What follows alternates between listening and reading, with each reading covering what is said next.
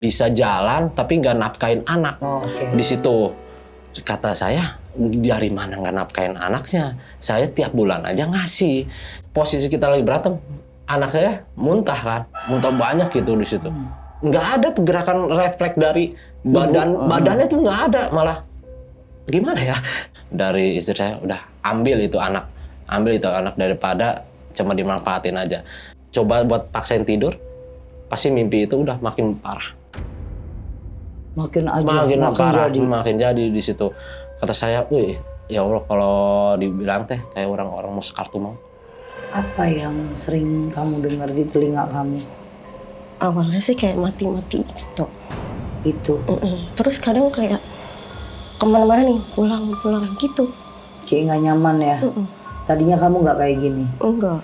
Oke, aku mau tes sedikit energi. Tangan kamu pegang tangan suami.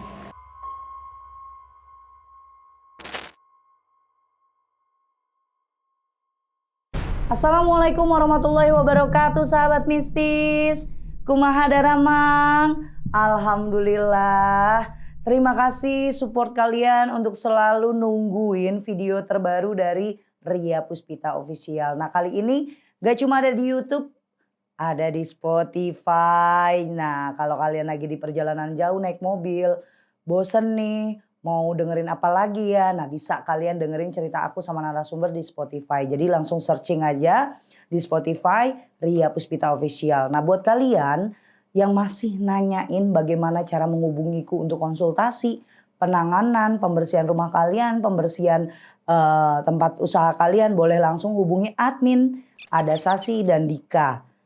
Nah, kalau kalian mau berbagi cerita, jadi narasumberku, mengeluarkan unek-unek kalian tentang kisah mistis di keluarga kalian, pengalaman pribadi kalian, teror-teror, langsung aja hubungi Bang Ale.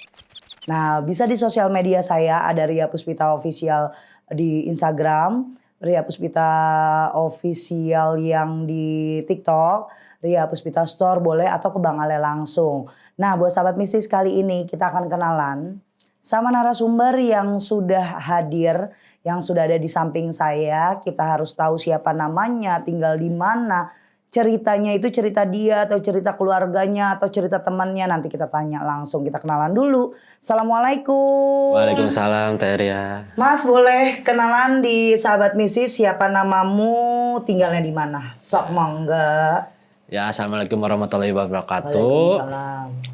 Perkenalkan, nama saya Pian. Saya tinggal di Tangerang. Di sini saya mau menceritakan sedikit tentang keluarga saya. Oh, keluarga inti berarti ya. Iya. Nah, untuk kejadiannya ini Mas Pian terjadi awal mulanya kapan? Terus siapa yang mengalami teror-teror apa aja sampai penyelesaiannya bagaimana? Atau mungkin sampai sekarang tuh belum ada penyelesaiannya atau belum sembuh? Boleh dimulai dari kapan? Silakan. Ya, baik Teh Ria, makasih ya. Jadi sebelumnya itu saya kan pernah berumah tangga selama 7 tahun.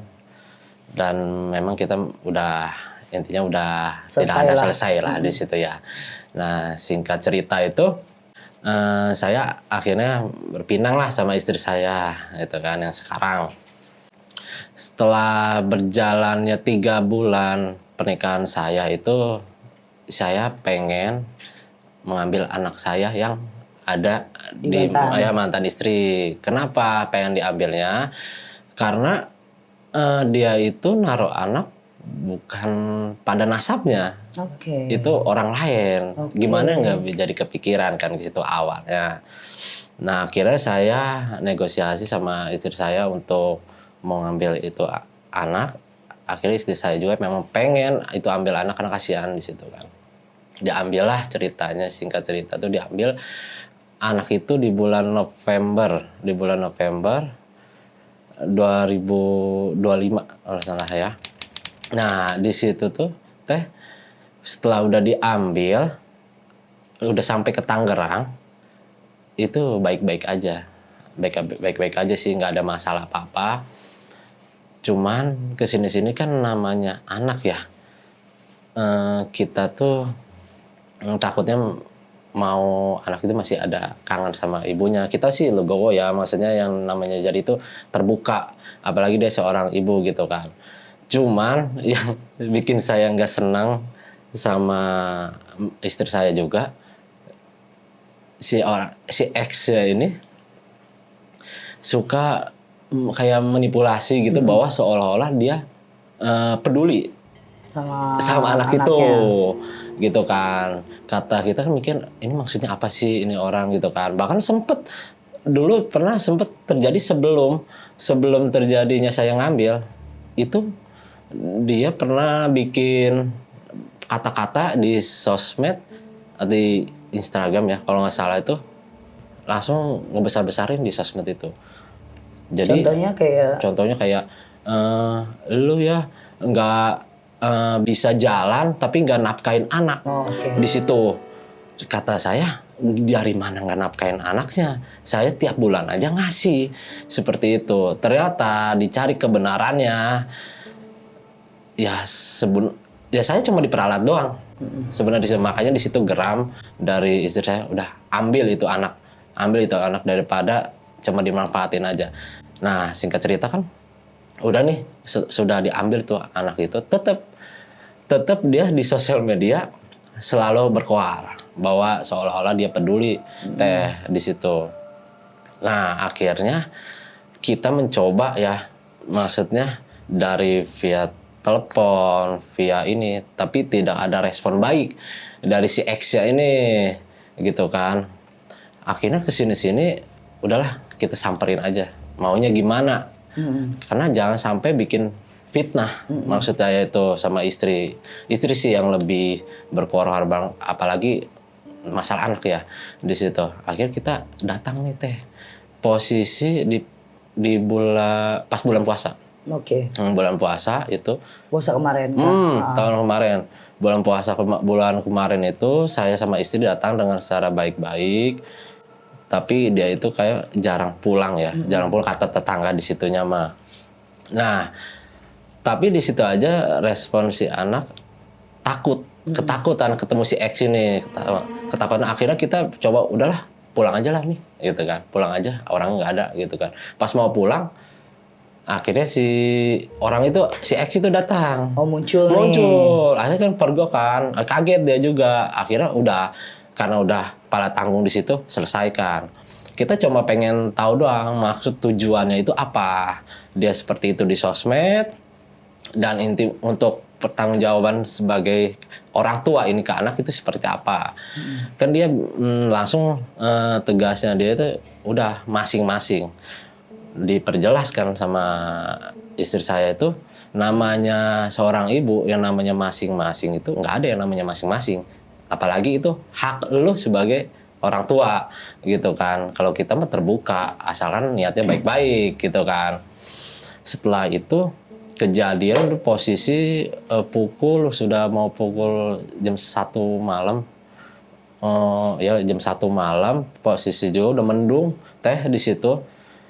Anaknya udah mulai ngantuk di situ, udah mulai ngantuk. Kita udahlah, maksud saya tuh sama istri saya, ini bisa nggak nih anak inepin dulu gitu kan. Dia tetap nggak mau kan. Ini saya mikir, ini pikiran si ex itu gimana sih lihat ini ke anak gitu kan.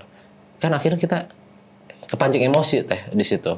Akhirnya di situ posisi saya gebrak lah si ini, emosi sayanya. Emosi. Jadi saya kepancing semua, saya gebrak sampai saya mengeluarkan kata-kata yang menurut saya itu bikin merendahkan perempuan sih. Saya sampai bilang, jangan pernah lu merasa lu pernah ngelahirin ini anak. Gue nggak sudi, gue najis lah, keluar kata-kata itu.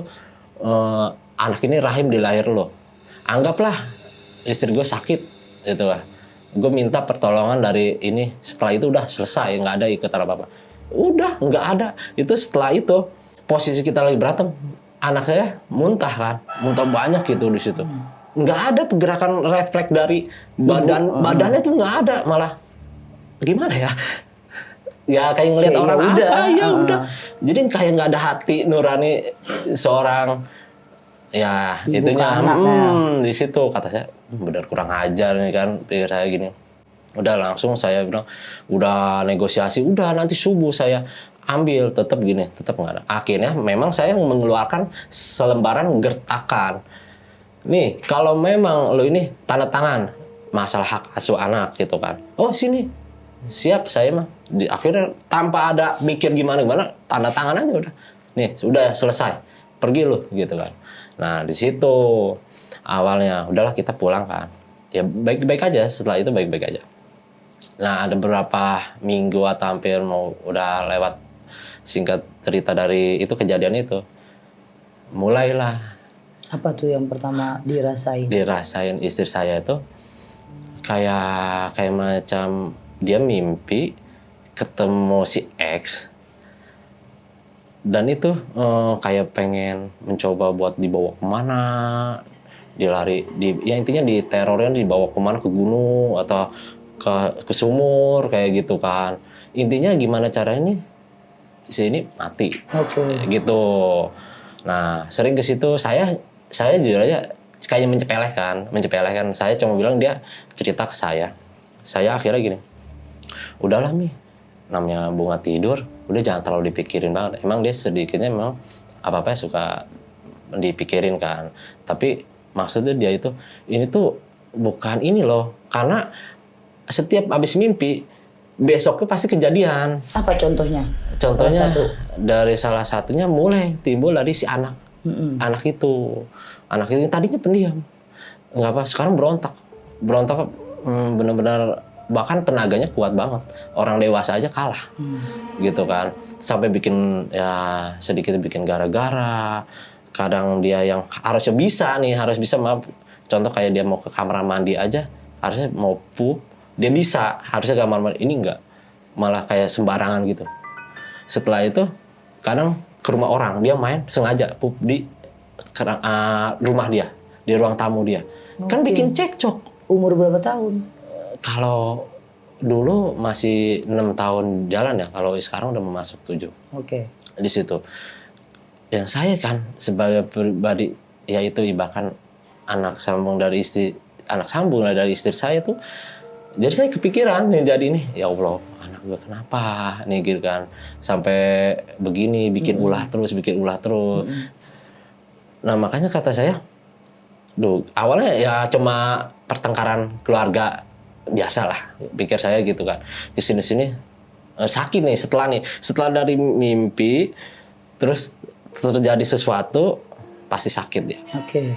Sakit. Setelah udah enakan lagi, begitu lagi. Dapat teror lagi, kejadian sama si anak itu, sakit lagi. Terus berapa bulan kesini sama saya selalu dinetralin. Bahkan saya jujur aja sering berantem terus. Jadi berantemnya masalah itu lagi. Sampai kata saya sampai janji saya bakal lebih dewasa lagi, saya lebih kontrol lagi untuk masalah ini, saya bakal introspeksi lagi salahnya di mana gitu kan. Tetap aja saya kalau merasa saya nggak bisa di situ. Tapi kesini kan dia mulai kayak mimpinya makin parah teh. Apa aja mimpinya? Ular. Oke. Dia sering kesini udah mulai ular nih. Dia mulai kejadian saya berantem terus, saya netralin, akhirnya terjadi ular. Dia sering didatangin ular. Nah efeknya setelah diituin ular, kakinya itu sakit banget kata dia. Sakit kenapa Mi? Sampai saya pijiti itu nggak mempan sampai itu. Bahkan sampai dia ngerasa banget sampai ditusuk-tusuk si kakinya itu kan, tusuk-tusuk. Setelah sebisa-bisa saya ya baca doa sebisa saya, akhirnya agak meringan di situ. Itu udah pas kejadian di rumah mertua saya di situ. Akhirnya kejadian yang pas malam Jumat, saya lupa teh kalau untuk tanggalnya teh di situ.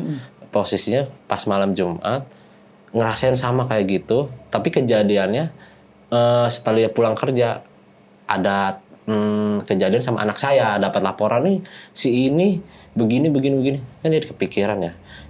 Sama saya diajarin kayak jangan begini ya, jangan begini, tolong, maksudnya diajarin lah sebagai orang tua gitu. ya udah iya aja anaknya gitu, kayak biasa aja anaknya. Setelah itu malamnya ngobrol, aduh badan aku sakit Pi gitu kan, badan aku sakit. Kenapa? Malah dibacain doa malah menjadi. Akhirnya jadilah dia tuh, awal pertama dia kesurupan. Suaranya sih kayak nenek-nenek ya. Di situ, bro, tenaganya kuat lah. Sampai ibunya, adiknya, sampai saya juga itu nggak bisa lah. Cuma pesannya dia itu, ini anak udah jadi milik saya gitu. Jangan pernah ikut campur di gitu. Nah kata saya, apaan sih lo gitu kan. Udah saya dulu kata ibunya, ambil garam badak ya. Dibacain sama ibunya digituin. Ya udah saya juga ikut bantu doa, baca yang saya bisa, ya udah. Akhirnya kelar tuh, mulai inilah sadar, tapi ya keringet dingin semua gitu kan. Nah kesini coba pindah rumah gitu kan. Karena kita juga udah berkeluarga, saya nggak mau ikut campur sama ada orang tua, jadi asal ribut orang tua tahu gitu kan. Pindahlah ke perumahan di situ. Sama aja. Sama, bahkan lebih parah. Sampai dia nggak bisa bergerak. Sama mimpinya ular, ada si X, sama ya banyak lah makhluk-makhluk yang lain buat nampakin dia di situ. Dia diikat lah, dia diapa gitu kan. Setelah itu dia sering kalau kayak ke dapur, kadang jadi suka ngelihat kayak bayangan tinggi besar, ngeliatin tatapan dia gitu. Nah ke situ mulai menjala tuh, tetap kaki dia tetap sakit, setiap mimpi dia sakit. Pokoknya tanda-tandanya yang kakinya sudah keringat dingin, udah sakit, udah malamnya dia coba buat paksain tidur, pasti mimpi itu udah makin parah. Makin jadi di situ. Kata saya, wih, ya Allah kalau dibilang kayak orang-orang mau kartu maut. Itu pucat yang parah banget. Kata saya, ya bingung ya. Mau dipencetan apa juga keras badannya. Saya bingung, katanya, aduh gimana, mana gue sendirian lagi gitu kan. Ya udah terus singkat cerita, tetap saya optimis, yalah pertolongan paling utama gitu kan. Ada kurang lebih nenangin dia itu hampir 1 jam sampai 2 jam. Dia gini lagi, cuma jadi kayak trauma. Setiap dia mau pulang, trauma, takut. Apalagi nih bakal terjadi gitu. Makanya di situ kata saya, ya Allah, ini gimana ya sama keluarga saya. Jadi saya bingung. Jadi nggak ngeblank semuanya tuh. Jadi saya tuh suka banyak bengong di situ. Nah singkat cerita, kesini mulai menjalar. Saya mencoba karena saya sekarang kerjanya dipindahin kan, daerah Jakarta. Jadi kata saya, ayo kita pindah lagi yuk. Biar nguber kereta. Maksud saya tuh saya mau pindah yang dekat stasiun. Pindahlah ceritanya. Pas pindah, gitulah gitu. Masih tetap, walaupun gitu. Udah pindah-pindah rumah. Kalau yang sekarang udah pernah dipegang sama orang atau belum? Ya. Udah pernah. Ya, bagaimana awalnya nyari orang bisa atau spiritualis? Awalnya kalau yang spiritualis yang sekarang itu ke saudaranya dia juga gitu kan. Ke saudaranya dia mencoba kayak saudara istrimu. Saudara istri, tapi dia punya teman. Katanya sih dari Sukabumi juga ya di situ. Nah, dari Sukabumi datang buat ngobatin ini, sebenarnya sekarang juga dia masih proses. Masih proses penyembuhan ya. Kayak hari ini terakhir kayak pemandian gitu. Pemandian terakhir gitu. Tapi saya mah niatnya pengen sembuh. Istri saya tuh ikhtiar kemana aja gitu kan. Tapi di situ juga banyak pesan-pesan Jadi sebelum yang dikontrakan yang sekarang itu malah dikatakan saya lebih ekstrim. Apa tuh yang bikin kamu ngerasa ini ekstrim? Dia pernah mimpi belum lama itu, baru seminggu di kontrakan itu, dia mimpi si X lagi sering dia sama cowok yang sekarang nih, si X itu mimpinya itu selalu dibawa kemana, terus intinya pengen dipakai lah kalau bahasa sekarang tuh ya. Mau di hubungan badan. Itu emang direncanakan untuk begitu di mimpinya itu terus saja. Berapa kali ke situ. Nah, yang lebih ekstrim mulai kerasa dia nunjukin nih eksistensi si makhluknya yang mulai berkoar-koar tuh ketika dia mimpi ketemu nenek-nenek. Oke. Ketemu nenek-nenek. Di sini tuh mulai di black tapi posisi dia lagi hamil. Oke. Lagi hamil. Di situ di black rata, rapi banget sampai dia keringat dingin teh di situ sampai dia ngomong kayak gini. Pi tolong telepon ibu gitu kan, kenapa telepon ibu gitu kan, tadinya niatnya pengen pulang, ajak aku pulang ke rumah, tapi bingung keadaannya kayak gini, mau ngangkat aja bingung saya, akhirnya udah telepon ibu ya udah saya telepon kan, ada apa Yan gitu kan, ini Bu Dina bel gitu kan, akhirnya Bu tolong bu doain, Bu tolong Bu sholat sekarang kan, gitu kan, Dina udah nggak kuat gitu kan, ininya mau di black teh. Di black, di mimpi itu. Di mimpi itu di black sampai wah udah ya itu saya bilang kayak skartu maut terjadi lagi di situ. Udah pucet semua, udah tegang keras semua di situ kan. Akhirnya dibacain doa semua. Alhamdulillah teh. Ada jelang hampir mau 2 jam juga dia ini mulai reda di situ.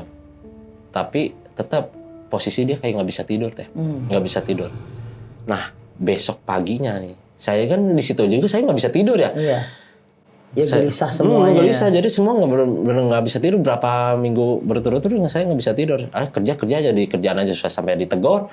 Kenapa bergadang terus gitu kan? Padahal ya udah saya juga nggak mau cerita juga sih, karena nggak semua paham kan sama kejadian saya di situ. Tahu-tahu pas saya pulang, memang saya tuh mau masuk ke kontrakan itu ada kayak tanah merah. Pikir saya mah ya tanah merah aja ya, mungkin lupa di pel sama saya gitu kan. Ternyata apa? Pas pulang-pulang dia ngambek. Kamu nggak peka banget jadi laki, kamu nggak merhatiin aku banget. Ya saya bingung kan. Akhirnya berantem lagi kan. Akhirnya setelah saya rujuk dia buat masih udah tenang gitu kan, baru dikasih tahu. Saya tuh kemarin pas habis mimpi itu paginya keluar darah dari sini. Keluar darah. Nyata itu darahnya? Nyata. Itu nyata. Saya kaget, astagfirullah. Ini beneran? Iya, beneran. Saya juga kaget.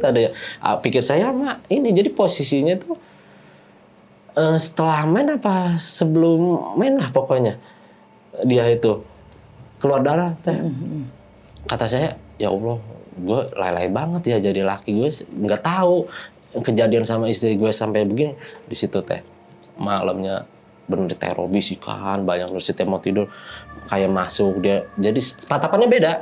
Dia itu melihat saya tuh emang benci terus, jangan pernah sentuh saya, jangan pernah gitu, kayak banyak banget dari badannya sakit. Malah setelah mimpi itu baru di dadanya sakit, ini sakit sampai ke punggungan di situ. Pikir saya angin ya, saya kerokin bener teh merah, ceritanya merah. Setelah merah, tapi nggak ada efek apa-apa. Berobat lah ceritanya. Setelah itu kan dia sempat nggak masuk kan karena udah pucat banget. Udah jangan masuk, jangan kerja dulu. Berobat. Mendingan tuh. Tapi tetap kadang kalau lagi nggak ada saya, suka ada teror kayak macam suara saya aja kayak gini. Boleh, suaranya jelas banget atau apa kayak gitu kan. Sedikit. Cuma suara-suara kamu lah. Ya, di situ dia mulai saya ketakutan teh, jadi parno sendiri. Kata saya, ya Allah ini gimana gitu kan. Jadi saya kerja aja nggak tenang teh di situ. Bahkan kalau dia udah di jalan, bisikannya apa? Tabrakin tuh. Entah ada mobil tuh masuk gitu. Sudah sempet ini flashback ke belakang ya, pas lagi kejadian yang itu anak sempet teh. Dia kepikiran kayak gitu, ada vision gini-gini. Masuk kan ke mobil mobil molen. Untungnya udah lagi posisi lampu merah. Oke. Masuk udah kasarnya, tapi untungnya dia disadari sama orang, udah teriak-teriak aja. Dia baru sadar, astagfirullah udah begini. Gitu teh. Untung gak kenapa-napa ya. Nah itu kan bikin saya, ya Allah ini gimana. Saya sampai mau, udahlah aku resign aja lah. Saya pengen total gitu, jangan sampai saya tuh nyesel gitu maksud saya di situ. Banyak sih teh sampai kejadian itu bisik-bisikan yang lebih ini mah, sama ya dadanya sampai sekarang pun sakit. Sampai sekarang sampai detik ini. Nah memang kan saya sebelumnya pernah mimpi ke saya cuma selalu tahajud tuh selama 7 hari tuh saya cuma gini, ya Allah, saya mah memang kalau memang ada orang yang zolim sama keluarga saya tidak mau balas gitu kan. Tapi tolong ya Allah sembuhkan istri saya gitu kan. Saya nggak minta apa-apa, pengen sembuh, istri saya pengen sembuh, saya sayang keluarga saya gitu kan. Nah setelah itu yang katanya dia mimpi yang selalu maut yang di Black itu memang ketemu neneknya di mimpi itu. Dia mimpinya gini, tolong jangan pernah tinggalin suami kamu yang bisa nolong kamu di situ. Ya udahlah, singkat ceritanya terjadi lah namanya Black, dia mimpi itu sampai dia minta telepon ibunya seperti itu. Nah masuk nih ke saya coba buat istirahat karena capek banget. Di situ saya mimpinya ketemulah si nenek itu. Nah, pesannya begini, saya itu kan orang Palembang di situ. Adat dia nenek itu pakai adat Palembang, adat Palembang. Saya pakai adat Sunda di situ kan. Dipertemukan lah di sebuah gunung mana tuh, indah banget di situ tuh. Dia cuma pesan gini, kamu keturunan Sunda, saya Palembang gitu kan. Kita tuh sebenarnya satu darah gitu kan. Saya percaya sama kamu, tolong jaga semua keturunan saya gitu kan. Saya amanah saya hanya itu. Sebenarnya saya bisa balas perbuatan mereka yang jolim. Akhirnya di situ saya dikasih amalan teh. Oke, apa amalan? Amalan kayak kalau buat menyantet gitu di situ. Tapi kata dia pesan gini, tolong jangan pernah lakukan itu kalau memang bukan saya yang nyuruh. Seperti itu kan. Ya saya iya aja. Setelah itu saya adalah sejarah-sejarah Sunda, sejarah Palembang dibuka lah sama dia itu. Setelah itu saya suruh pulang naik perahu. Cuma sebelum itu saya di Black. Ini di Black di mimpi itu ya. Saya di Black, si nenek itu di Black disatukan. Kamu mulai saat ini kamu punya ikatan darah, kamu punya benang merah sama saya di situ. Apapun yang terjadi, kamu panggil saya di situ kan. Nah singkat cerita teh, kejadian dia pulang kerja. Setelah habis saya itu, saya cerita juga ke dia, bahkan ke keluarganya juga cerita ini gitu kan. Nah setelah itu kejadian lah, dia ngamuk lagi, sampai akhirnya keluar nih si makhluknya itu, kata saya assalamualaikum gitu kan. Dia tetap nggak mau jawab assalamualaikum, nggak mau terima. Kamu muslim apa kafir gitu kan. Saya kafir kata dia gitu kan. Kamu disuruh siapa? Banyak kata dia gitu kan. Iya banyak itu siapa gitu kan. Ya banyak, kamu nggak usah harus tahu gitu kan. Malah ketawa kenceng banget teh di situ, ketawa kenceng banget. Nah di situ saya cuma suruh baca dari si nenek itu, bacain saya ayat kursi aja di situ. Pas ayat kursi saya bacakan, di kepala dia masuklah si neneknya. Di itu ada gambaran si neneknya teh. Dia kayak bawa macan macan putih sama macan yang oranye ya. Nah di situ mulai tenang tuh, yang tadi udah keras semua badannya mulai tenang. Katanya dia sadar baru, tapi ada yang datang, nenek-nenek sama macan putih sama macan itu, dan ada cahaya putih juga di situ, mulai reda tuh di situ. Nah singkat cerita kan saya khawatir ya, dia sempat nggak masuk lagi kan. Kata saya gini, Mih, ini kan kamu udah capek banget ya badannya, diurut yuk. Inisiatif saya, ya udah yuk, hayu kata dia gitu. Saya urut dong, saya cari tukang urut gitu kan. Nah kata tukang urut, Mas, tar dulu deh, jangan diurut dulu gitu kan. Ini kayaknya ada yang beda deh gitu. Ya udahlah, akhirnya dibuatan air garam gitu ya. Iya. Setelah itu dia udah ngerasa sebenarnya udah pusing banget dari perjalanan setiap intinya gini, setiap mencoba buat nyembuhin dia, Mau berobat ya. pasti dia langsung disakitin teh. Cuman nggak ngomong, Kayaknya diem aja. gitu. Nah setelah itu kejadian nih pas di posisi dia ngurut, ini sakit dada aku sakit gitu. Dibacain doa, nah langsung kan dia nyeduh air panas ya. dimasukkan ke apa namanya botol beling itu dipegang sama yang tukang urut aja kan panas kan, orang masih mendidih banget. Di yang rasa sakit yang di dadanya itu mah nggak panas teh, biasa aja bener. Itu pas saya pegang ya emang panas itu botol. Ya, namanya botol beling campur air panas kan. Iya. Tapi pas dia ngerasain di yang sebelahnya kerasa panas nggak? Panas kata dia gitu, panas gitu kan. Pas di punggungnya sakitnya panasnya enggak kerasa apa-apa gitu kan. Nah di situ udah mulai berontak, dia udah gini-gini aja nih. Pikir saya mah kesakitan, saya pegangin gini, nih, ya udah sabar gitu kan.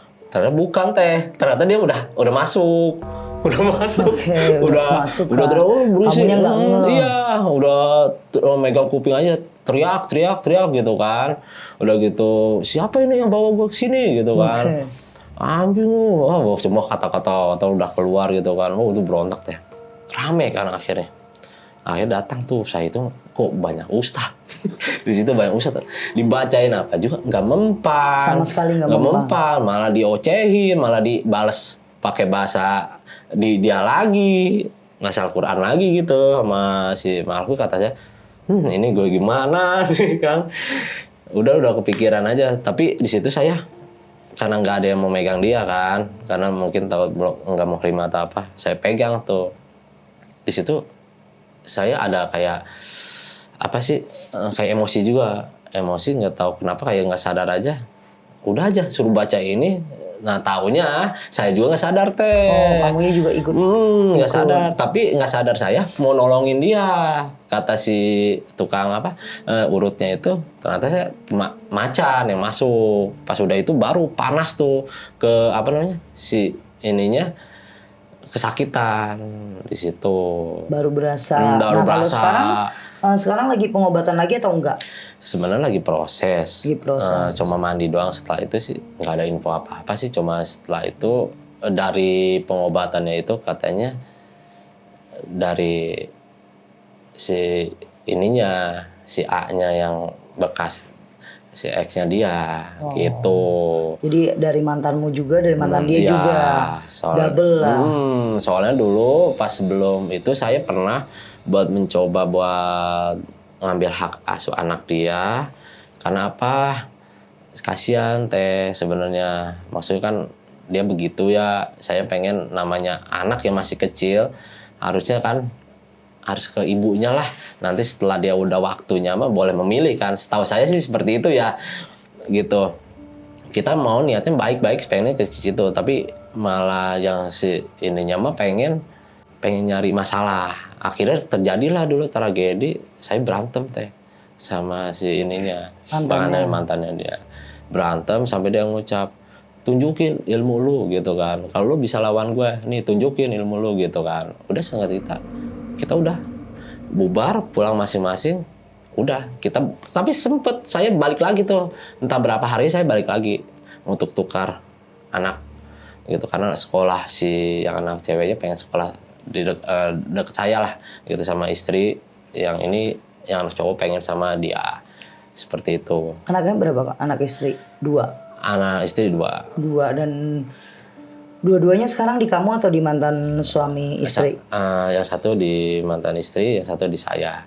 Nah, sama mantan istri kamu punya anak? 2. Yang di kamu? 1. Oh, 1. Cewek cowok? Cowok. Yang cewek sama mamanya. Oh, jadi bukan sama mamanya juga sih. Sama siapa? Orang lain. Oh, ada yang ngasuh jadinya, ya, ada yang ngurusin gitu. Tetangga.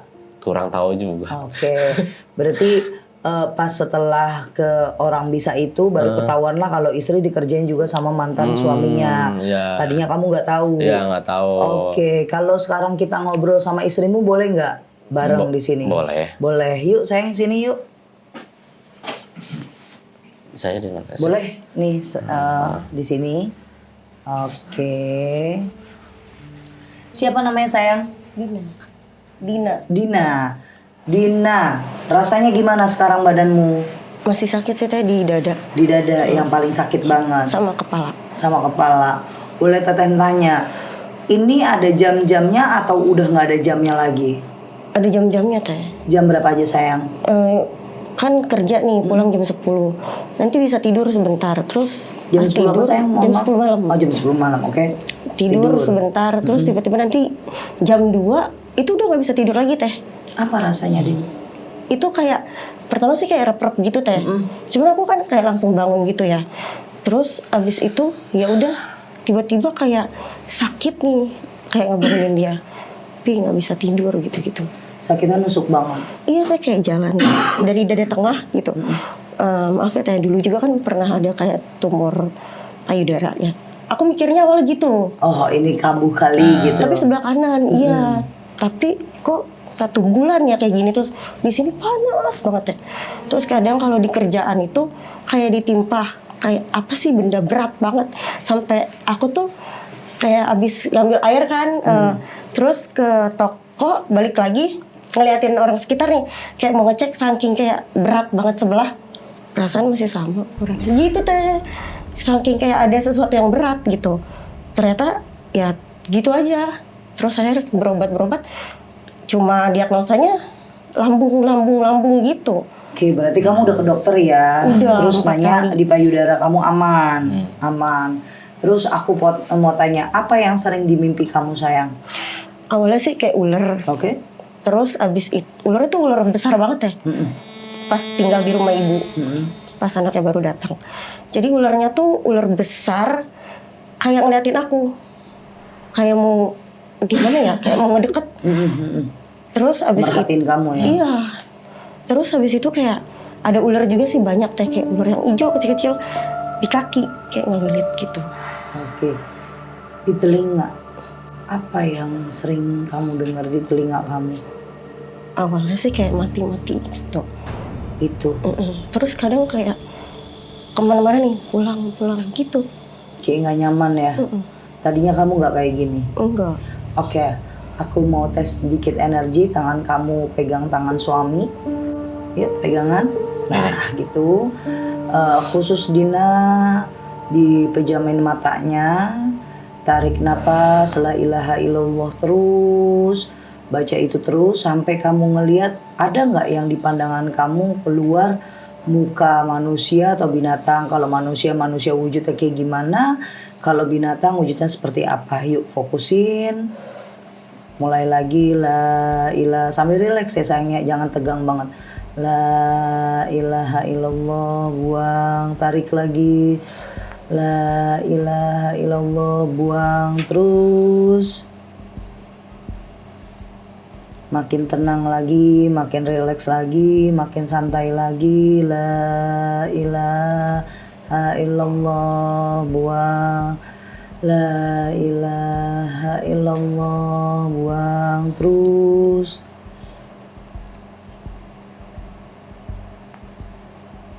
Lagi, biar energi yang ngumpul lagi. Kalau udah dilihat, jempol kamu ngacung aja. Kalau udah ngelihat wujudnya apa, bentuknya apa. Kalau kamu ngelihat itu bising, ramai dan apapun yang kamu rasain, ngacung aja jempol kamu. Terus tarik napas lagi. La ilaha illallah Muhammadur Rasulullah. Oke. Udah. Apa yang dilihat? Gelap. Oke, terus? Tapi di sebelah sini kayak ada Apa sosok? putih. Gelap aja teh. Oke. Gelap teh. Yuk, melek matanya. Astagfirullahaladzim. Istighfar lagi, istighfar lagi terus. Istighfar lagi terus. Tisu dong. Udah jangan banyak, kasih suami. Oke, terus istighfar lagi. Relax. Rasanya gimana di badan? Yang mana yang sakit? Ini teh. Mas Pian boleh geser sedikit? Ya, maaf. Kamu agak nyerong. Boleh rokok saya dibakarin dulu sebentar.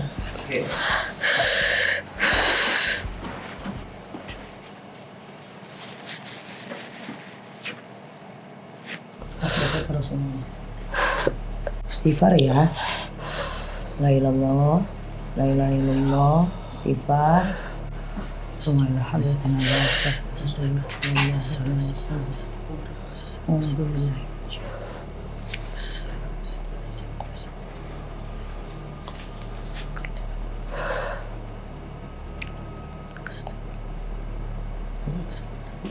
sini.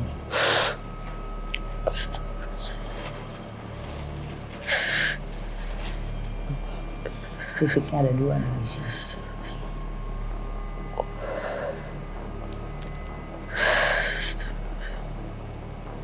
Satu, Dina ngalamin depresi berat dulu sampai frustasi sama mantan suami ya. Iya tuh. Ya, hidup batin, ibaratnya batiniah kamu tuh nggak senang dulu.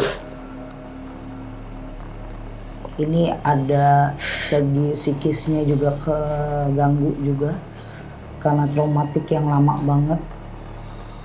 Dan sama Pian coba buat buka hati aja agak susah ya. Kayak kamu coba-coba dulu deh. Tapi takut juga nih, takut kayak dulu lagi disakitin. Pegang dada kamu ya. Yang kanan kiri sayang. Yang sakit. Lebih sakit kiri kanan. Lagi di tengah-tengah nih. Oke.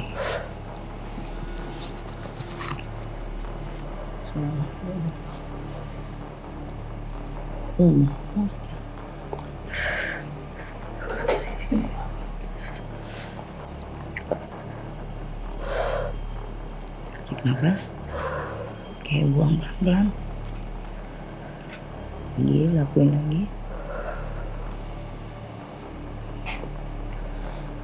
Oke, ini guna-gunanya masih kecil. Mumpung masih itu. Tangan kanan kamu sama kiri walaupun megang suami relax. Jangan tegang. Ditenangin lagi. Soalnya kalau aku pegang gini berasa kalau kamu begini. Ya. Yang kiri juga gitu, jangan terlalu dikuatin. Aku nggak mau selesai dari sini malah badannya sakit-sakit semua ya sayang ya. Oke, tarik nafas lagi, istighfarnya dipanjangin lagi. Yang di rumah boleh ngikutin sambil istighfar. Astagfirullahaladzim, astagfirullahaladzim. Terus, astagfirullah. Astagfirullahaladzim. Astagfirullahaladzim. Astagfirullahaladzim. Astagfirullahaladzim. Oke, ini karena nggak terlalu besar aja energinya dia. Nggak ada berontak kan? Ya. Aman kan? Mana lagi yang sakit sayang kasih tahu. Di sini. Oke, yang dadanya masih sakit nggak? Udah nggak teh. Mulai berkurang kan? Nih, jadi karena dua-duanya panik, bertahun-tahun, ibarat berbulan-bulan nyari obat ke sana kemari. Aku usahain buat setiap orang yang datang sama aku itu ada beberapa syarat yang harus dan wajib dilakuin. Tidak overthinking dan tenang. Karena apa? Tujuan orang nyakitin kita itu di sini. Pikiran kita yang diacak-acak. Lewat apa teh? Yaitu teror mimpi tadi. Kan bikin kita gelisah, gini ini. Tenang. Makanya banyak orang skeptis, banyak orang yang positive thinking, orang tenang yang tidak bisa kemasukan setan, tidak bisa kena ilmu sihir, tidak bisa kena ilmu hitam. Kalau Dina ada riwayat yang namanya traumatik, wajar banget lebih gampang. Karena dia overthinking juga dan apapun segala sesuatu masalah dia pikirin. Ini yang aku saranin untuk psikisnya juga dirapihin. Jadi Dina kalau mau sembuh harus lebih tenang lagi.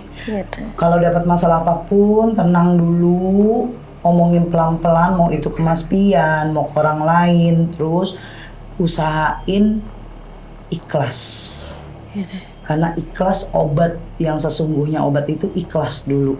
Kalau udah di sininya ikhlas, di sininya udah mulai tenang, di sininya nggak overthinking dan nggak negative thinking lagi, otomatis semuanya sembuh, semuanya hilang. Nanti aku kasih zikirannya, gimana caranya bisa nenangin hati kayak orang yoga. tenang tapi badan semuanya jadi sehat ya. Oke, nih aku pegang ini, aku keluarin energinya, kamu baca istighfar lagi, makin rileks lagi, makin tenang lagi. Oke. Hitungan ketiga kamu mulai ya. 1, 2, 3, yuk istighfar.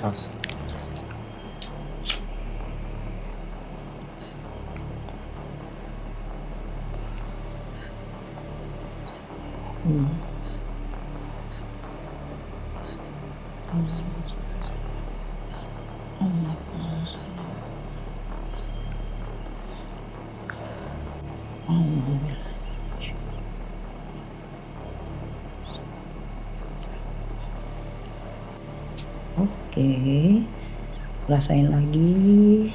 Tuh. Rasain badan yang sakit yang mana sayang? Udah enakan saya. Coba tangan kamu yang ini naikin. Naikin, terus tinggi, lebih tinggi lagi, lebih tinggi lagi. Terus, oke. Turuninnya begini ke depan. Depan terus. Oke, sakit nggak?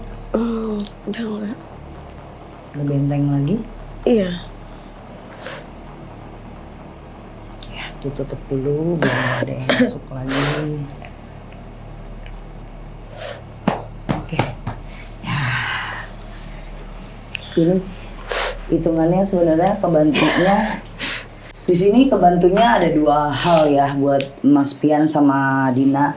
Yang pertama karena baru juga orang itu ngerjain. Terus kalian langsung cekatan buat cari tahu kenapa sakitnya istrimu, dan istrimu juga berusaha buat, oh iya nih abis kalau mimpi ini gue sakit, gue harus bilang sama suami gue harus bilang sama ibu gue gitu. Tapi aku tidak mau bikin kalian takut.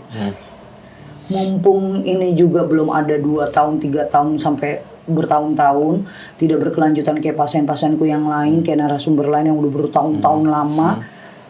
Ikutin cara aku tadi.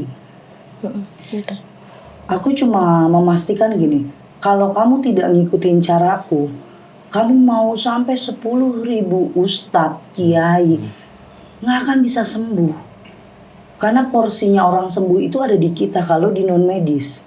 Kalau kita dikit-dikit, gue mau mati atau enggak, tadi mimpi ini, ternyata besoknya gue harus sakit, dan bener kan gue sakit, berarti bener nih masih ngerjain gini-gini, kan malah kita yang capek. Kita yang mikirin sakit terus kan. Kayak kamu abis mimpi, waduh ini mimpi nih, besok gue kenapa lagi, bener nggak? Kan mikirin. Terus kamu dikit-dikit kalau ada masalah apa-apa dipikirin, sakit lah badanmu, asam lambung lah jadinya, vertigo lah jadinya badanmu. Ini untuk psikis yang benar-benar memang kamu udah rasain. Tapi yang namanya teror bisa kita lawan, Din. Bisa kita lawan. Saya dulu pelaku.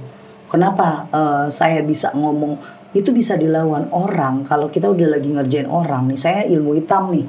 Saya masih jadi Ria dukun santet. Saya ngerjain orang. Kalau orang itu dalam keadaannya dia sehat, dia seger, dia ikhlasin semuanya yang udah dikirimin ke badannya, dia punya pikiran positif, dia akhirnya dapat support di badannya dia, gua sembuh, dia jalan, dia mau zikiran, dia mau say hello sama orang lagi, dia buka lembaran baru karena dia mau gua mandi pertama untuk sembuh.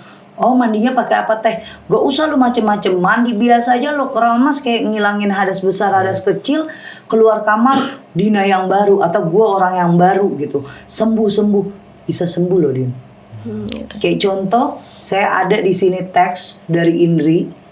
Nah boleh di setel, Indri itu sebelumnya pernah jadi narsumku, terus aku pegang. Dia udah hampir 6-7 tahun kalau nggak salah ya, aku lupa tuh dia berapa tahun ngalamin sakit, bahkan hampir mau mati terus, sampai dia punya rekanan atau punya abang yang udah kayak abang kandungnya dia, itu orang Dayak, dia malah panglimanya di Dayak gitu kan. Itu udah kayaknya lu bakalan mati deh, masa nggak sanggup gitu kan. Ini orang nih udah parah lah dikerjainnya, sembuh loh. Karena apa? Dia yakin ya. Lelahnya dia nyari obat, lelahnya dia kesana kemari buat sembuh, jadi lillah, jadi akhirnya dia dapat jawabannya, dapat sembuh. Dan dia nggak mau mikir matang yang aneh-aneh, dia matang cuma satu. Besok gue sembuh, hari ini gue harus sehat, besok sembuh, hari ini gue sehat, begitu terus. Jadi pikirannya dia memperbaiki pikiran dia sendiri. Aku cuma bantu support. Kalau memang tadi energi yang aku ambil masih bikin kamu masuk, taking mirror, kamu ngaca. Oh iya deng, gimana nggak masuk lagi? Gue lagi banyak banget pikiran nih. Bener enggak? Kan kamu memang udah punya sifat itu. Buruknya Dina itu. Karena punya traumatik jadi dikit-dikit kita pikirin. Iya, Bener enggak Din? Takut besok kejadian lagi, kamu banyak kecewa sama orang, kamu banyak disakitin sama orang. Itu disembuhin dulu pelan-pelan sayang. Kalau masalah non medis, kalau masalah kiriman, kamu boleh kapan aja hubungin Ale, nanti ketemu di praktek aku bantuin lagi. Tapi kalau kamu dalam waktu seminggu ini rapihin pikiran kamu, apa yang ada di pikiran kamu buang pelan-pelan, lebih rileks lagi, lebih tenang lagi. Insya Allah seminggu ini kamu gak akan ngalamin dan ngerasain sakit di dada, sakit di belakang. Tenang, di sini kruku banyak. Boleh kamu ngobrol, ada suamiku juga.